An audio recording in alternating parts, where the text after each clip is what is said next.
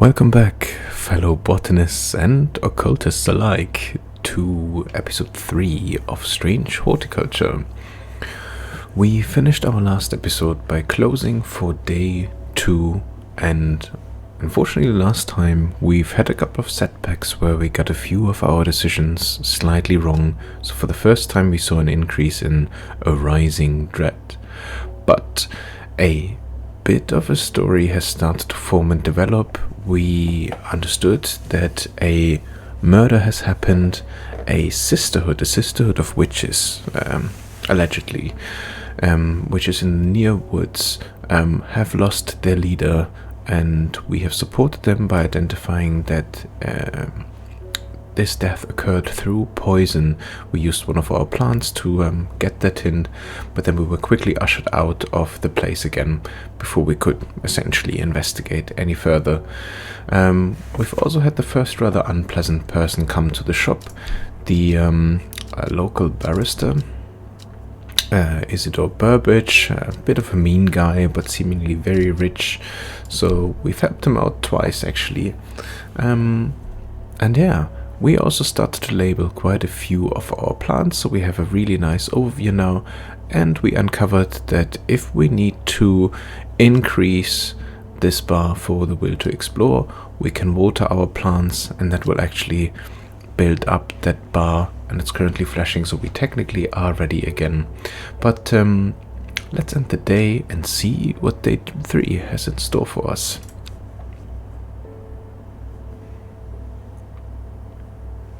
Another one of those cards. North of Hawk's Head, east of Lowick. I need to write this down. I think we keep those cards. We've only received one so far, but let me just quickly take a note. West of Rustland, south of Crinkle Cracks.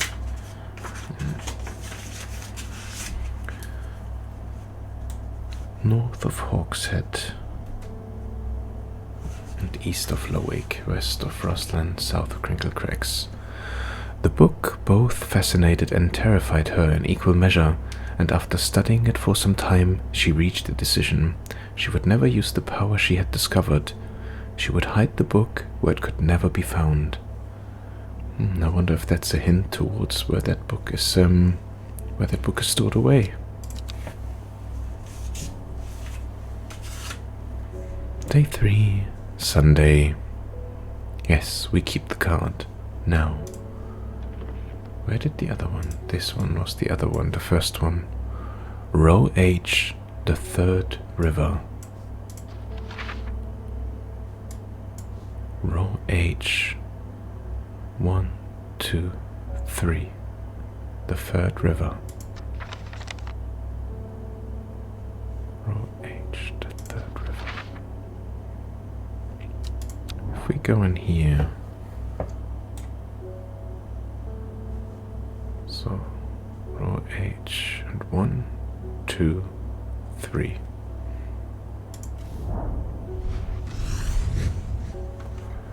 A dead deer in the river, yellowed bone protruding from matted hide and rotten flesh.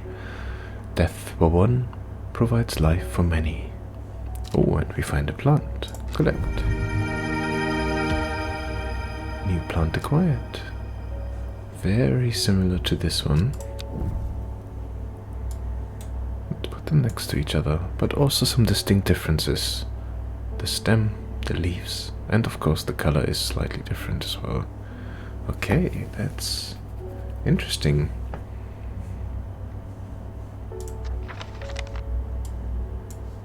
And the card disappeared, and now we have another one. North of Hawk's Head, east of Lowick. Let's see. Can we make out? So Rustland is here, Lowick is here. East of Lowick, it said. North of Hawk's Head. Where is Hawk's Head? I'm probably blind again. Hawk's Head. Okay, I think I need to move this a little bit more to the side so we can actually see it in conjunction. North of Hawk's Head, east of Lowick. Oh, sorry, other way. west of Rusland and south of Crinkle Cracks. Crinkle Cracks, south. Solowick is here, Rusland is here, so it's probably this one in between. It's north of Hawk's Head and south of Crinkle Cracks, so this one there. And by now our will to explore is already ready again. Lowick and Rusland. So east of Lowick, west of Rusland would indicate this row. And then north of Hawkshead and south of Crinkle Cracks. Let's give it a go. Oh, the card disappears entirely. My eyes are drawn to the silhouette of a grizzled old man standing at the edge of a field. His mind is broken, seemingly beyond repair. Vacant eyes fixate on nothing. A whisper of an expression as my gaze sweeps his face, but only a whisper. He raises his arm, points. I follow his outstretched finger and am surprised to find a cluster of wildflowers growing there, hidden from my view. 2 plants. Wonderful. New plants acquired. Okay. Gorgeous. Alright. Let's put you up here. And you just a little bit to the side so you all have some space. Okay. So the cards indeed do give us hints as well. And we can explore them on the field to, well, clearly uncover more botanical mysteries. But there isn't anything else to do right now other than tip little Helbo on the head again and make him purr. So let's open for the day and greet our first customer. Let's put the map away for now. Wilbur Miller. I'm looking for a plant. Lady of what's it? Something or other. I'm no green-eyed Dreyer, that's for sure. My mind isn't at all what it used to be. It's the one that's supposed to help with mental decline. Lady of Summer. I've heard of this one. Lady of Summer. The leaves curl round delightfully which, combined with an attractive flower and a hardy nature, make this a sought-after ornamental plant. Aids with conditions of memory deterioration associated with old age. And I believe leaves curl round delightfully and quite an attractive flower. Could this be this? I think so. And we got this one right. Yay. Success. Lady of Summer. And we get a book entry from it. Fennet.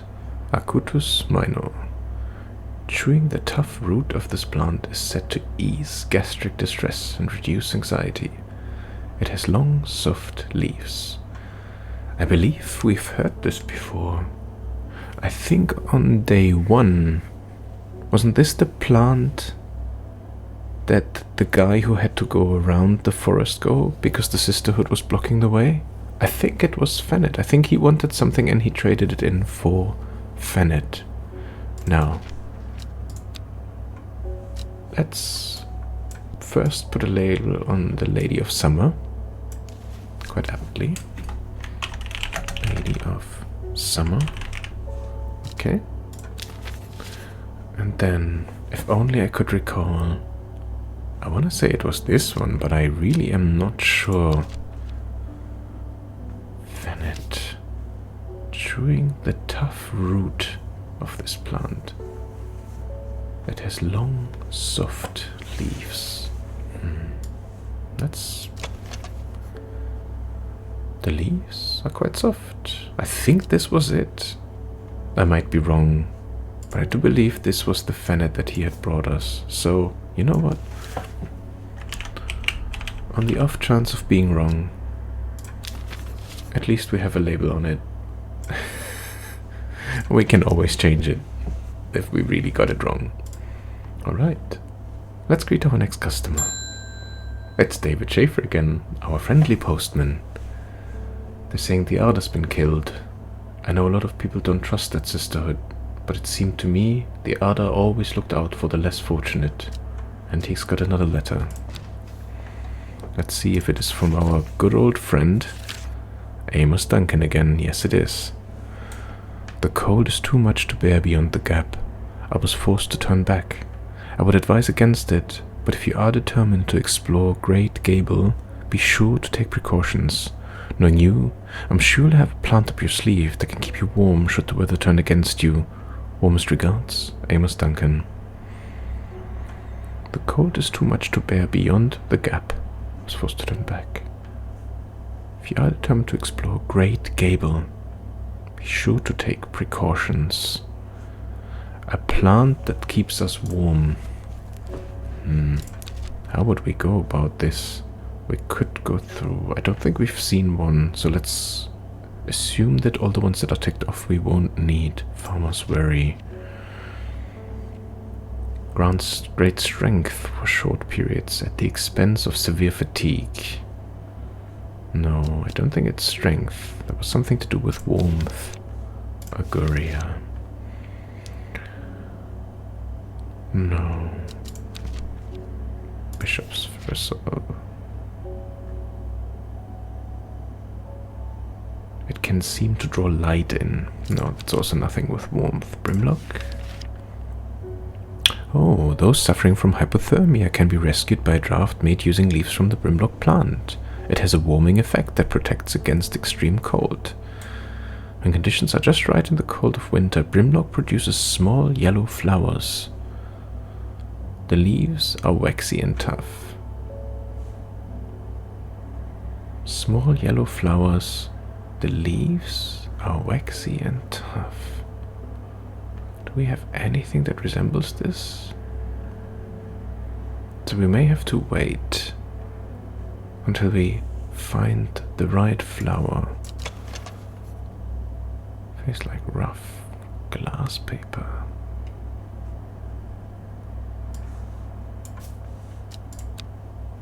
Brimlock. The leaves are waxy and tough. I think we've had something else.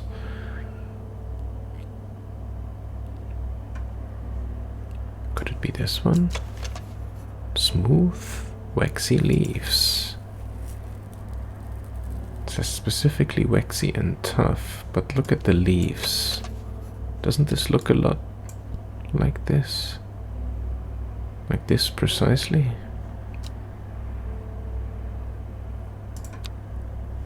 So, my problem right now is I may have identified what Brimlock is, potentially. You know what? We haven't used this before, so let's give it a label and let's give it a purple one. Maybe that could be for us too. We should maybe use this for Fennet as well. Can we do this? Fennet, can I just change this? Good. So we can decide that we use the purple color for those where we are unsure. Yellow are good, red definitely poisonous or dangerous of any form, and purple, where it's more like a guess rather than anything else. Okay. Let's for argument's sake say we have the right plant, but that can keep you warm should the weather turn against you.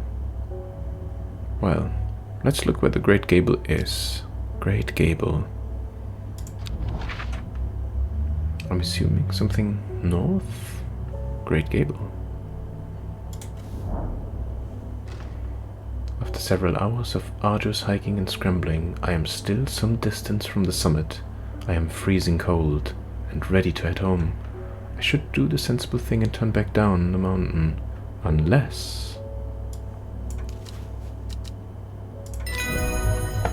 Would you look at that? Oh, and it even shows it to me with the label now because we've already identified it.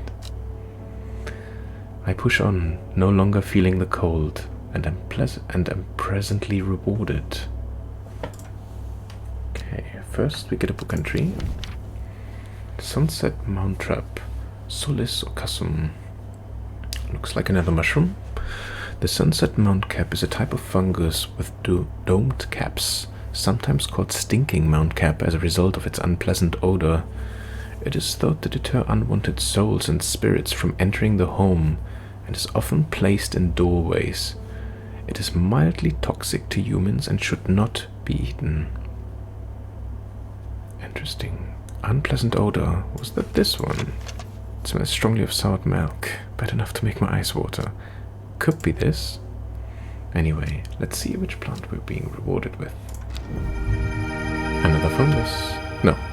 Oh, this plant just pushed this one aside. New plant acquired. Okay. Well, thank you very much, Amos. You, yet again, allowed us to find yet another interesting plant. Let's see who's next. Norman Lee. This plant is cursed. It has brought me nothing but sorrow. Please, take it. I want nothing more to do with it. Oh. Isn't that our wandering... What's its face? This one? Wandering Boo? It looks very similar. Oh, but it's not. What does it say? A mushroom-like plant with red warts growing on it. Okay. Not as spongy as most mushrooms. In fact, the undersides are somewhat sharp. Red warts protrude from the caps. Quite different than... Was that a new bias, by the way? No, still nothing new. Oh, Simone. Our helper. Always a pleasure, my feline friend. I hope he hasn't been nibbling the plants again. No, he's been good. I have a favor to ask. You owe me for the hours I spent digging out the information on those plants. I've been burning the midnight oil again and could use some common trouse, and I know where to find it. According to Grayson's herbology, it grows in abundance on red pike. I'll come by the day after tomorrow to collect it. I have business in Sedberg in the meantime. Red pike.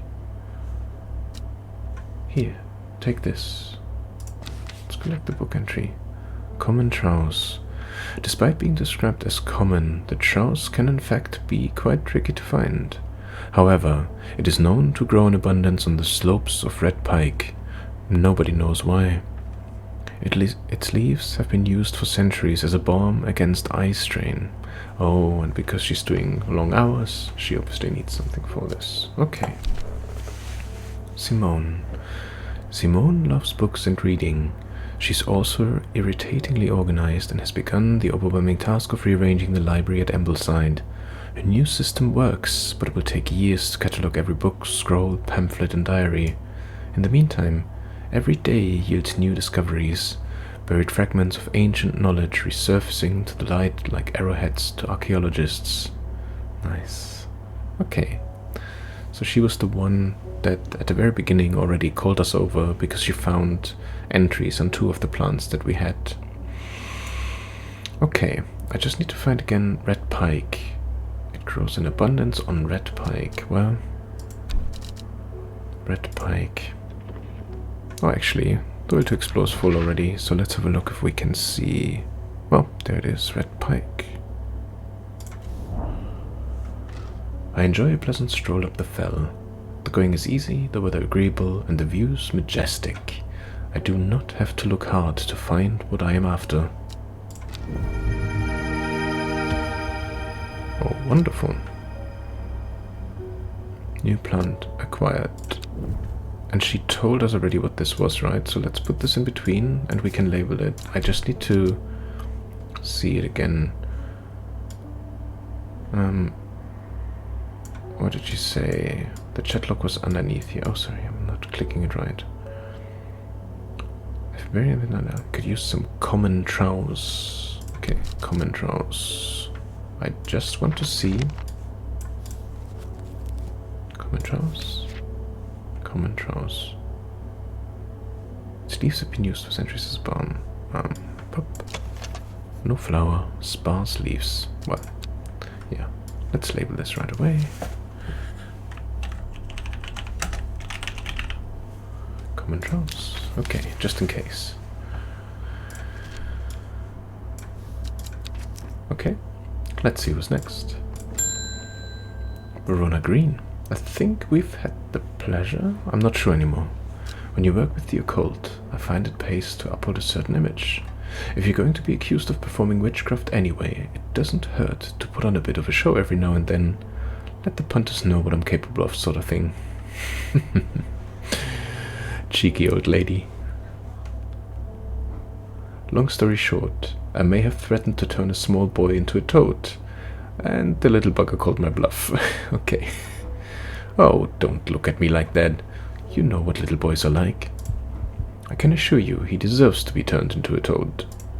Anyway, I think a little display is needed to discourage this sort of behavior in future. Have you got any shimmerlung? Well, I can certainly have a look. Shimmerlung. Shimmerlung. The dried stem of the shimmerlung burns very brightly and noisily, letting off a near-blinding white-purple light. Flowers grow wrapped in large, rigid leaves. Flowers grow wrapped in large, rigid leaves. Is that this one? It has a pleasing scent. The leaves have stiff ribs. That kind of looks like it, doesn't it? Could that be shimmerlung? It is. Shimmerlung. Oh, no, it chose the label, despite the fact that I've not put one on there. Okay. And we get the description for Candlewood. Produces a red flower that provides a shielding effect, protecting against all manner of afflictions of the mind. Long, thin stems grow among tall leaves. Long, thin stems, tall leaves. Okay. Could be something like this. But this looks interesting. Produces a red flower. Oh well, we'll figure it out. That's good. Oh, but for now, shimmerlung. You need a label. Not Leon, but lung. Thank you. And there we go. Alright. Do we have somebody else? Yes, we do. Irving Harris. You knew. Sorry if I'm shouting. I'm a little hard of hearing. I'm looking for a plant that can supposedly help me hear better, but I've forgotten what it's called. I remember it's bright red though. No. Was it the St. John's poppy? Was that for hearing? It might have been. Bright red. Bright red. Improve the imbiber's hearing ability. Well, I think you, sir, are looking for St. John's poppy. Wonderful. Okay. But we haven't got anything for it. That's a shame. Alright. I think there's no... Well, this one still. We haven't gotten another one yet, so... Not sure what to do with this one. I think this day went rather quick now. I guess we're getting the hang of it now, so... Yeah, I'm feeling good for going for another one. So let's end the day and see what comes next. And we get another card. Oh, this one is already... Oh. Time passed. A year. And then another. The book remained hidden, but out of sight did not mean out of mind. The book was what her thoughts settled on when she rested, what she brooded over when she did her chores, what she pictured when she dreamed. What is... Oh, this is just for the third night, I guess? I can see the previous stories. It started when she found something that she was not meant to find, a book tucked away in a forgotten corner of the Ambleside Library. Yes, so we can get through the story again. Well, this is obviously not very much to go by. Monday, day 4. Just an X. Well, I guess we need to try and find that torn off corner. So let's just put this into our clues for now. And it's raining again. Very apt. And let's start the day. But first, hello Hellball, you cute little bugger. Okay, first customer. Ruben, the inspector. The Fox button was no help, I'm afraid. The sisterhood still refused to speak openly with me. Not that I have the time to pursue it properly. I'm rushed off my feet this week. There's been a body found up at the Swinside Stone Circle, and apparently it's a grisly one. Ooh, so many murders in this area. Don't suppose you've got anything to help keep my lunch down? My stomach's never coped too well with the grisly ones. You need Fennet, my friend. You need clearly Fennet, and we got Fennet. If I find it, that was Ren. Oh, we're not sure actually. We're not 100% sure on Fennet. Chewing the tough root of this plant is said to ease gastric distress. It has long, soft leaves. The leaves are quite soft.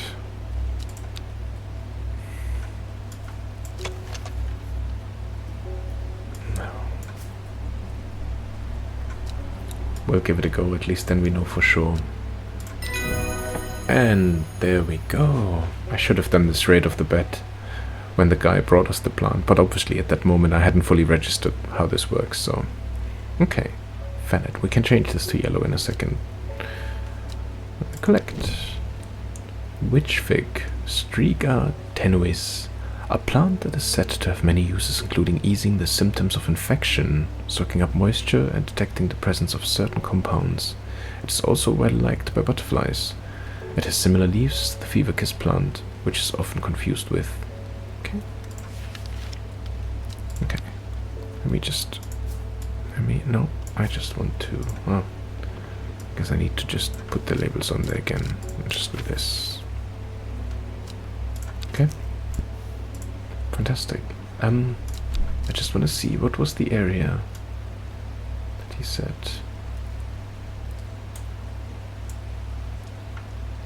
Body found at the Swinside Stone Circle. Swinside Stone Circle. Is there an obvious stone circle somewhere?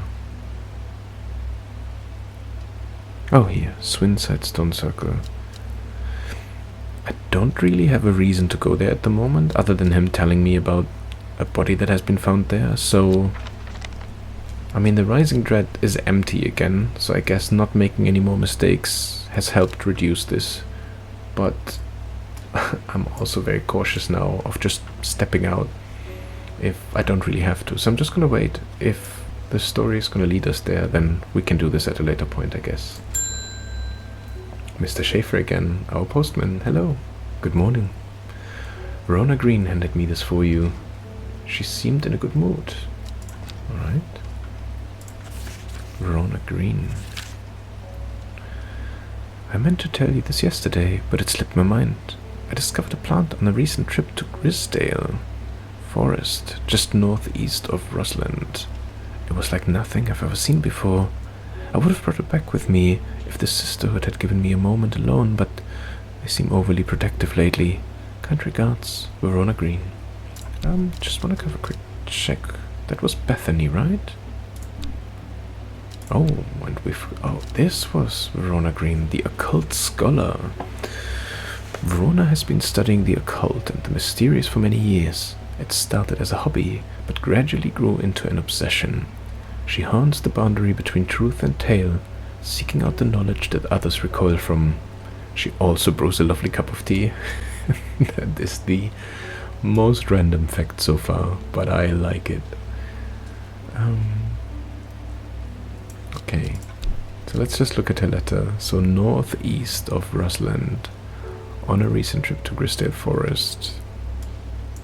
Northeast. So we already know Rusland is here. Bristol Forest. Well, northeast. Could be this. Could be this. What exactly does it say? It was like nothing. If the sisterhood would have left me alone. Well, there's no telling if they will let us have a look now, but northeast, we're gonna give it a go. From the moment I step off the road, I can't shake the feeling I'm being watched. Suddenly, I find my way blocked by 3 women wearing green cloaks and holding short elm bows. Nobody may wander freely throughout the forest, by order of the Ada, says the leader of the trio. I turn to walk back, but then again, I have a few tricks up my sleeve. Okay. Mellow glow. Nope. That was... clicked a little bit too far. Mellow glow. Among other uses for this plant, the most remarkable is that it can allow a person to pass unnoticed. Though not invisible, it is possible to become hidden from sight and memory. The mellow glow has sharp thorns that protect it from predators. I think we only have one plant so far that has sharp thorns. Let's have a look. Let's move you a little bit. No. Let's move you a little bit to the side and you a little bit over here. Although this one also has thorns. A single pink flower that smells pleasant. Okay. Not making it easy for me, game. Not making it easy. Turquoise flowers, sharp thorns. Sharp thorns. Mellow glow. Yes! With the help of the mellow glow, I walk right past the sisters without them paying me any heed. Chuckling to myself, I collect the plant that Verona talked about and take my leave. Okay. Caballia arbutum alacritas, a rare plant that is believed to help the dead find peace in the afterlife. Those who can afford it place wreaths made from it at the graves of their loved ones. Caballia flowers almost always contain 6 petals. Finding a 7-petaled flower is considered to bring good fortune. Okay. We also have mellow glow identified. Where did it go? Here. Mellow glow. Alright.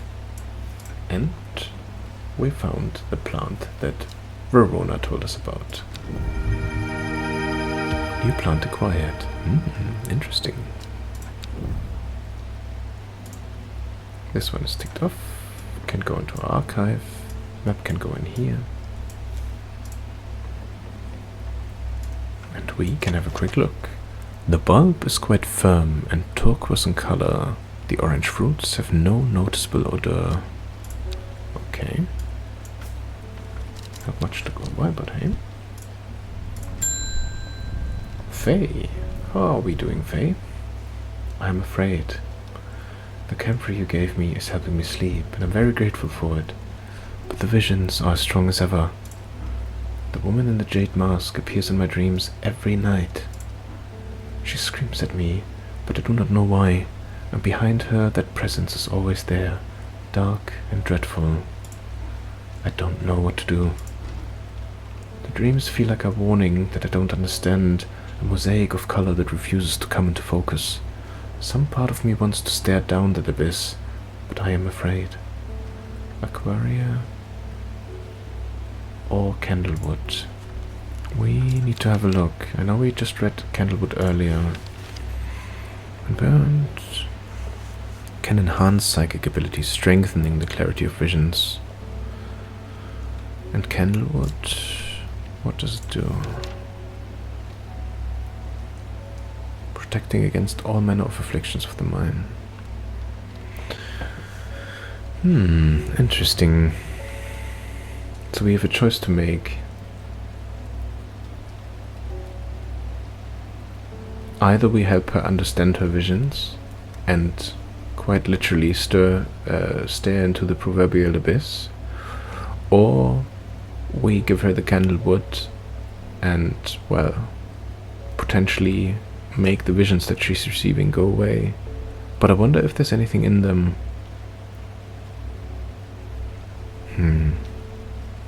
That's a bit of a moral dilemma. Okay. I feel like... Oh no, that was Gandhi root. Clavilium, fox button... Raspberry's breath. St. John's poppy, story, nope, you are not being handed out. Okay, so we haven't identified those yet. Long thin stems. And a red flower. Well, this one's identified and that has a red flower. This one is a very red flower. Thin stems. So this is clearly candlewood. I'm gonna label this one right away.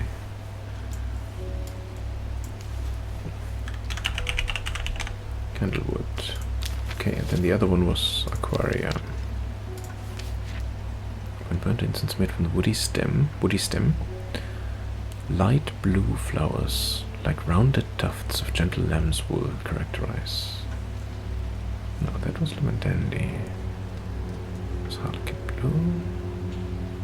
Light blue flowers. Light blue. This is more purple though. Blue flowers, stiff leaves. No, and they don't look tufted at all.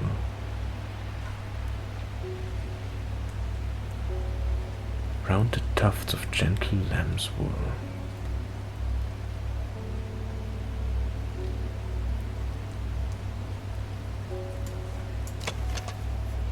Soft purple, no. Clearly not. Again, I might be missing the blatantly obvious here. But we might not even have this one. I thought we had one more that looked similar to this. So we may actually only be able to give her the candlewood. Because it doesn't look like we have the aquaria. Because I have nothing else that is a light blue flower. This is grey blue. This is certainly not it. Or maybe dark blue, no. This is blue. Dark blue. And again, the other ones we pretty much identified already. So, small red berries, no, definitely not. Light blue without any shield, no. So, candlewood it is, and that was this one.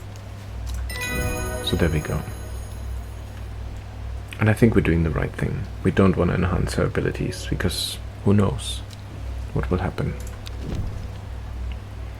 Worryless, Lavanus nana. Worryless is an aptly named plant. Inhaling the smell of the flower is said to help ease symptoms of anxiety. Very good. Who's next? Margaret Elspeth. You knew. We don't come to Undermere often, but I heard about your shop and I said to Francis, we simply must pay a visit. Did I skip one now? Yes. It's a wonderful breath of life in an otherwise dreary town. I am the green-fingered one, and it's not really his cup of tea, but I persuaded him the trip would do him good, and besides, he'll be wanting to take a boat out on the lake. Shame about this awful weather, though. You must come to Zizurg. We have a small library with some books on plants that my grandfather acquired many years ago. I'm sure they'll be of interest to horticulturists such as yourself. And a letter. Okay, what was that name called? Sorry, that was an interesting name. Scissork or Sizerk. Okay. Connect. Thank you, Miss Elspeth. You are cordially invited to Scissork Castle.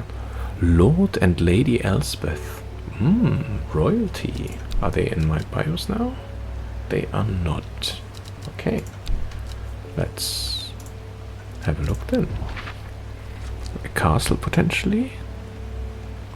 Muncaster Castle, Cosworth Calder.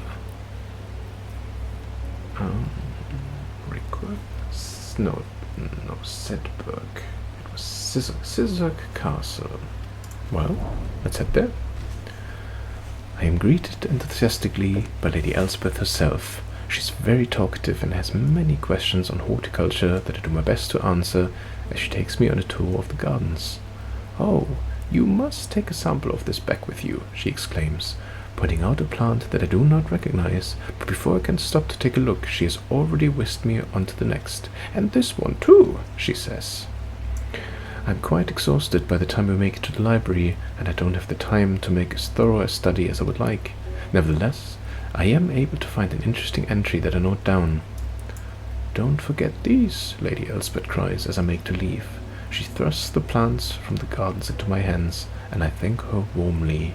Wow, that was very bountiful. 2 plants and a book entry. Let's collect it all. Wow, they look amazing. Feverkiss, Febris osculum. The red berries provide an energy boost that lasts several hours. That looks like this over there. The leaves are pale in color. Feverkiss. We can have a look in a second. And new plants acquired. What do we have here? Small yellow berries. And this looks so cool. The leaves seem to have a mind of their own. Okay. So I just wanted to see this again. Small red berries. And we got an entry of Feverkiss. Sorry, we need to close this one and look in the book. The overlap sometimes is a little bit finicky. Red berries provide an energy boost. I think this is Feverkiss.